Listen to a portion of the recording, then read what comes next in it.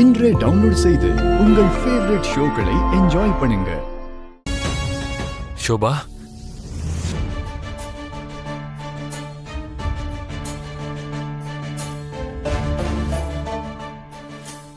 ராத்திரி பகல் பார்க்காம இப்படி குடிச்சுக்கிட்டே இருந்தா உன்னோட உடம்பு என்ன ஆகுறது? ஓஹோ, பேச்சுவார்த்தைய சென்டிமெண்ட் வச்சு ஆரம்பிச்சிருக்க. ஆமா மருதாணி பாட்டி, இப்ப பாரு, டைரக்டா பொங்கல் டாபிக் தான் ஆரம்பிக்க போகுது.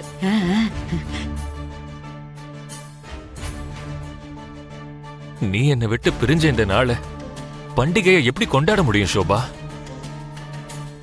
இன்னைக்கு எனக்கு ரொம்ப துக்கமான நாள்.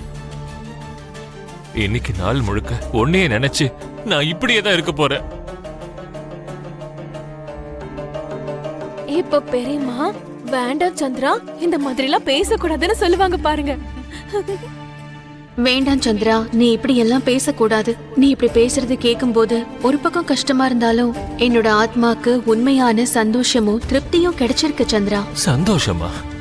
என்னை விட்டு பிரிஞ்சு போய் உன்னால சந்தோஷமா எப்படி இருக்க முடியுது ஷோபா? உன்னை விட்டு பிரிஞ்சு போனதுல வந்த சந்தோஷம் இல்ல, நான் பிரிஞ்சு போய் இத்தனை வருஷம் ஆயிடுச்சு. உன் அன்புல ஒரு துளி கூட மாற்றமே தெரியலையே. அதனால மேலுலகத்துல இருக்கிற எல்லாருக்கும் உன்னை பத்தி சொல்லி உன்னைதான் நான் காட்டிக்கிட்டே இருப்பேன். என் நினைவு தினமா நீ இந்த போகி பொங்கலை என்னைக்குமே கொண்டாட வேண்டாம் சந்திரா. என்னைக்குமே கொண்டாட வேண்டாம் சந்திரா.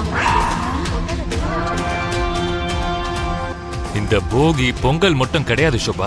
நீ சந்தோஷமா இருப்பேன்னு சொன்னா இனிமே நான் எந்த பண்டிகையும் கொண்டாட மாட்டேன்.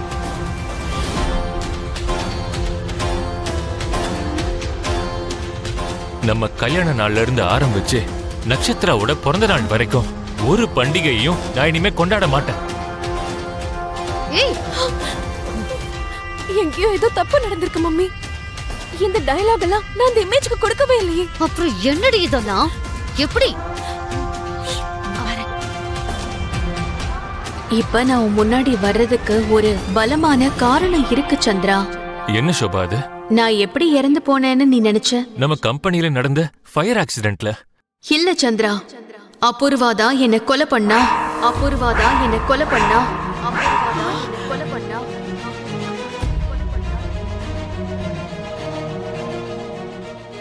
இந்த உண்மையை சொல்லிட்டு போலான்னு தான் இன்னைக்கு நான் உன் முன்னாடி வந்திருக்கேன் சந்திரா. உன்கிட்ட சொல்லிட்டேன். இப்ப நான் போறேன். ஷோபா,